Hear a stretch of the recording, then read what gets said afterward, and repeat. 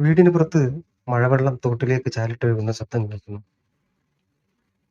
ചീവീടുകളുടെയോ തവളകളുടെയോ കൂവൽ കേൾക്കാം.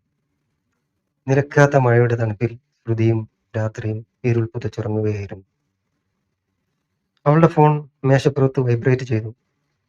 ഇരുട്ടിൽ സ്ക്രീൻ തിളങ്ങി. മുറിയിലാകെ വെളിച്ചം പരന്നു. ശ്രുതി ആകസ്മികമായി ഡൗൺലോഡ് ചെയ്ത കണക്ട് സ്ഫിയർ എന്ന ആപ്പിൽ നിന്നുള്ള മറ്റൊരു നോട്ടിഫിക്കേഷനായിരുന്നു അത്. അവൾ ഫോൺ എടുത്തു നോക്കി. നിന്നെ ആരോ നിരീക്ഷിക്കുന്നു എന്നായിരുന്നു പുതിയ സന്ദേശം. അവൾ ചിരിച്ചു. സ്പാമായിരിക്കും. അവൾ അത് സ്വൈപ്പ് ചെയ്ത് മാറ്റി. പുലർച്ചെ 2:47. സ്ക്രീനിൽ സമയം കാണിച്ചു. പതുക്കെ ഓഫായി. പക്ഷേ ആപ്പ് തനിയെ തുറന്നു. ഒരു ലൈവ് ഫീഡ് പ്രത്യക്ഷപ്പെട്ടു. ഇരുണ്ട ഒരു മുറിയുടെ മങ്ങിയ ദൃശ്യം. അത് അവളുടെ മുറിയായിരുന്നു. അവൾ ഭയന്നു. ചുറ്റും കണ്ണോടിച്ചു. ആരുമില്ല. അവളുടെ ഹൃദയം നിൽക്കുന്ന പോലെ തോന്നി. ക്യാമറ പാൻ ചെയ്ത് കാണിക്കുന്നു.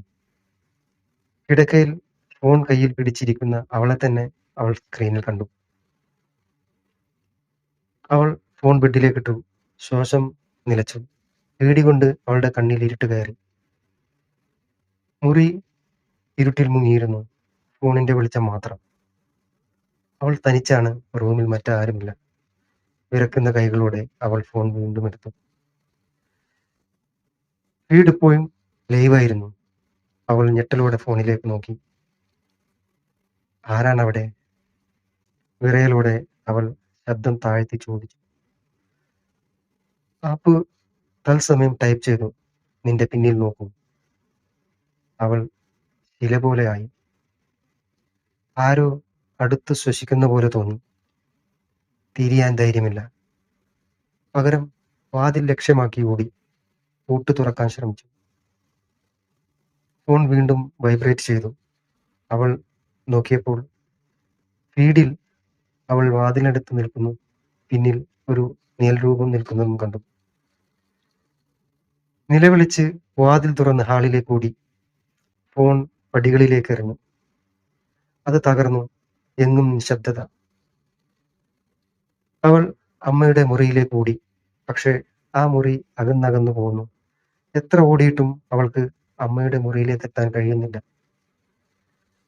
അവൾ കരഞ്ഞുകൊണ്ട് നിലത്തിരുന്നു. തകർന്ന ഫോണിലേക്ക് രക്ഷപ്പെട്ടു എന്ന ആശ്വാസത്തോടെ നോക്കി. പക്ഷേ പെട്ടെന്ന് അവളുടെ സ്മാർട്ട് വാച്ച് വൈബ്രേറ്റ് ചെയ്തു. അവൾ ഞെട്ടി. കാലിൽ നിന്നും മൂർധാവിലേക്ക് തണുപ്പ് അരിച്ചു കയറി. കണക്ട് സ്ഫിയർ നിന്നുള്ള പുതിയ നോട്ടിഫിക്കേഷൻ. നിനക്ക് എന്നിൽ നിന്നും രക്ഷപ്പെടാൻ കഴിയില്ല. സ്ക്രീൻ മിന്നി. ഹാളിൽ തനിച്ചിരിക്കുന്ന അവളുടെ ലൈവ് ഫീഡ് കാണിക്കുന്നു.